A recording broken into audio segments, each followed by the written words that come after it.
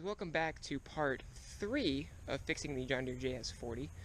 In part 1 and 2 you saw me take it apart, and then in part 2 I cleaned the carburetor out and got all that good to go. I am working on it right now, as you can see. So I got it up on the side for the reason that you can kind of see how this wheel is bent that way, and I didn't film me working on it because it's just really nothing to fix, unfortunately.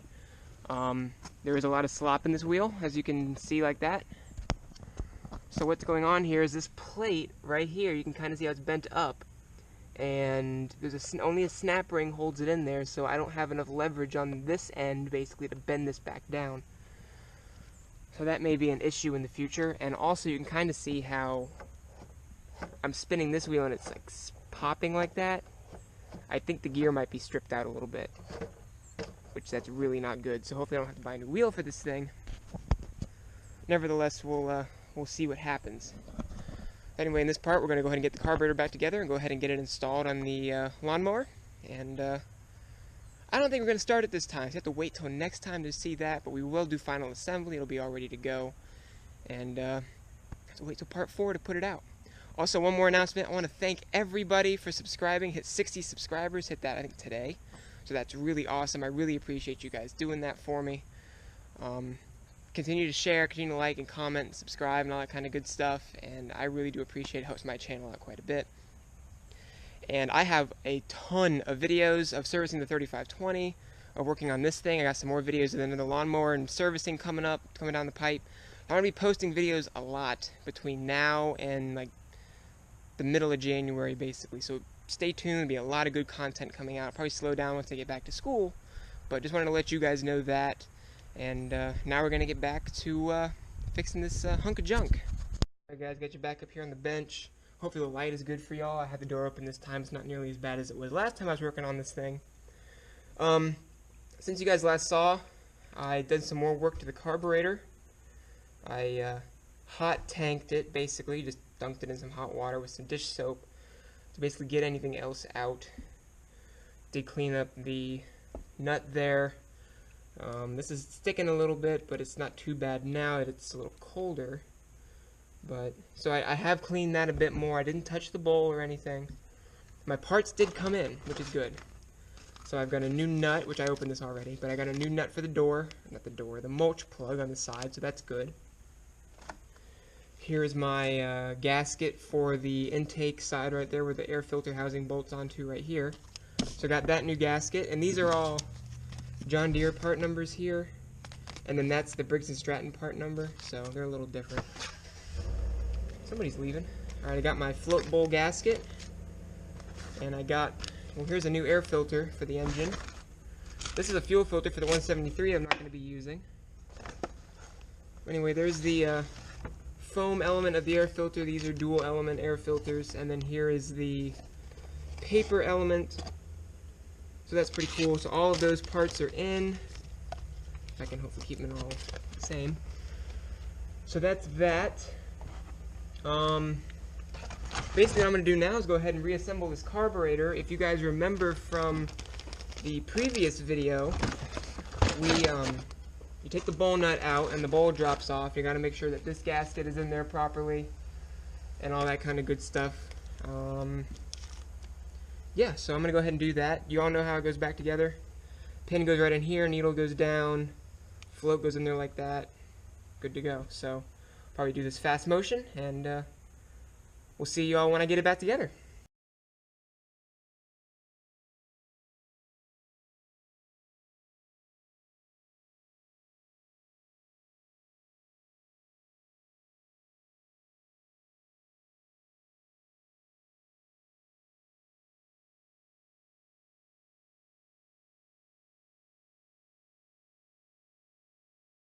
Alright guys, carburetor's back together. You saw me put a little bit of lube in the throttle shaft there. This gasket goes on this side right here. So let me go ahead and get the bolts now. Take you all with me. Alright, get you guys a nice close shot. Pull these 3/8 bolts out of here.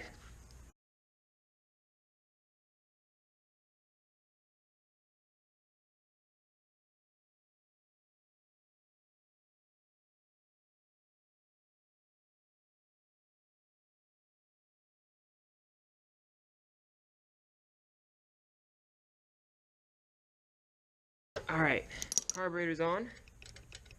Governor's moving as it should, which is a good thing.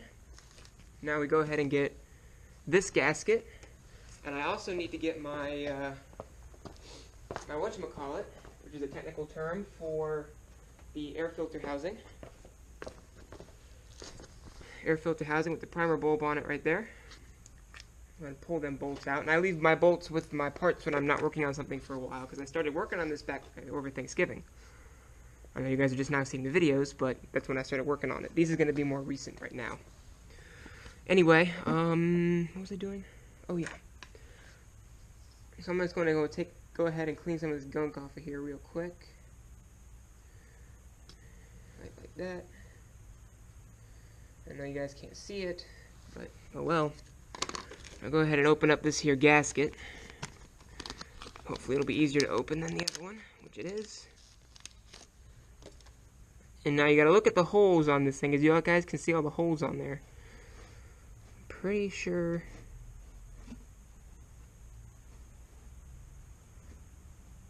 goes on like that, because you guys can see this hole right here. And in the carburetor there's that little vent hole. So you don't want to put it on like this, because you'll block that and it won't run right. So you want to put it over on this side and line it up right like that. So what I'm going to do is on this piece here. Anyway, so on this part here you guys can see the little tabs that lock into there. So we wanted the hole over on that side. It's going to be facing that way, so we want to lock it in here like this.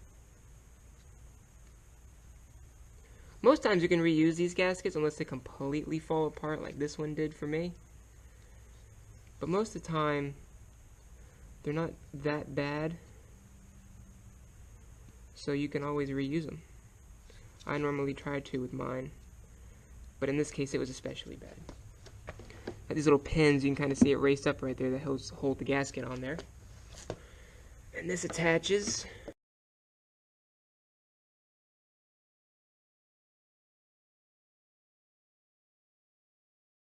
Alrighty, so now that's on there, and you want to make sure that this area in here is nice and clean,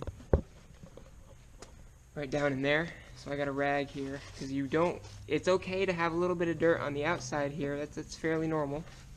I am not sure where I'm pointing you guys at, but you do not want any dirt on the inside of the filter, because that will get sucked into your engine and cause damage.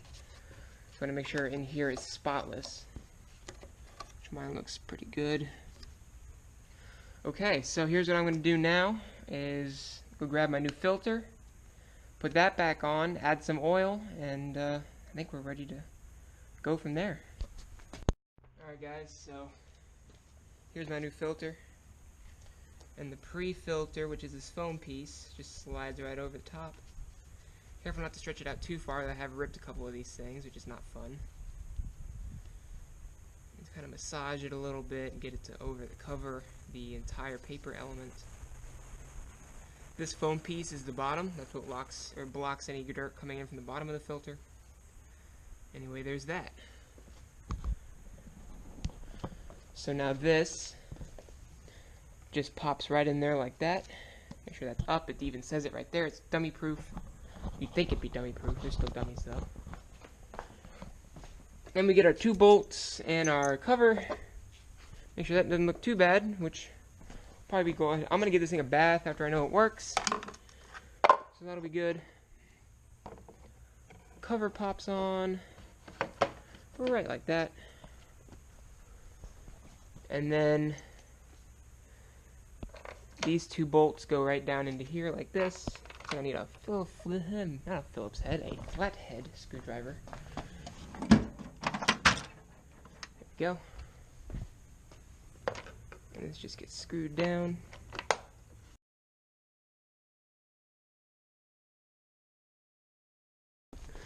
Okay. So last thing I need to do is add the motion lotion, or the engine oil. This is Traveler. This is the whatchamacallit brand, the Tractor Supply brand, excuse me. It's perfectly good. It's cheap. It's, you know, just engine oil. All these smaller Briggs take SAE 30.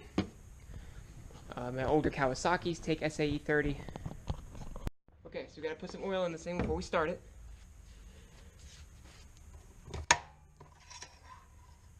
You can see she's pretty low. Go ahead and do that. Go ahead and clean around the dipstick tubes so that we don't knock any dirt down into the engine. While that's settling, this dipstick's looking pretty grody. We'll go ahead and wipe this thing off. There you go. Clean our dipstick off. Rags are essential in a project like this. Beyond essential. In part 4, you guys can expect, what I'll do is I'll go ahead and do the carburetor. No, I can't because I just reassembled the whole thing. Yeah, so in part 4, what you guys can expect is to see if my repair actually did it, and if that's actually what was wrong with this mower, which I think it was. And you'll see it after I wash it and clean it up. So that'll be that. We'll drop our dipstick back in there. Put it all the way down, let it sit for a second, pull it back up. And you can see that we are still down, dipstick's right there. So I'm going to just a touch of oil and we'll be good to go. Don't want to overfill it because then it froths itself up where there's too much oil and you can actually seize your engine up with too much oil. It's kind of crazy, I know. But alright, so that's that. Okay. So before we start this thing in the next part, just to recap for y'all, go ahead and put our dipstick back in. One thing I do like about Briggs & Stratton, I'm not a major fan of their engines. This particular engine is good, but they're just not heavy duty enough for me. But one thing I really like about theirs is it's very easy to check the oil in these things, which we're looking real good now. Very easy to check the oil in these things. That's one thing I really compliment Briggs & Stratton on, is the ease of their dipstick. To recap, when you first get a mower, go ahead and take the air filter off, spurt a little bit of carburetor cleaner down into the intake there, which is under the air filter. See if it'll fire. Make sure your spark plug's hooked up, unlike mine, which that's not tight, which is why I left it unplugged. Anyway, so squirt that in there, go ahead and start it, see if it fires. If it fires, then you know the timing is good, you know the compression system is good, you know the ignition system is good. Gotta take the carburetor off, which go ahead and go back to my other parts and you'll see how to do that. And clean it out, and we'll see in the next part if it works. I really appreciate you guys tuning in. Thank you so much again for 60 subscribers. I can't wait to see where we go in the next year coming up. This is Christmas Eve that I'm filming this, so I hope you all have a very Merry Christmas or Hanukkah or whatever you guys celebrate. Have a happy holiday season, and we'll see you guys in the very near future.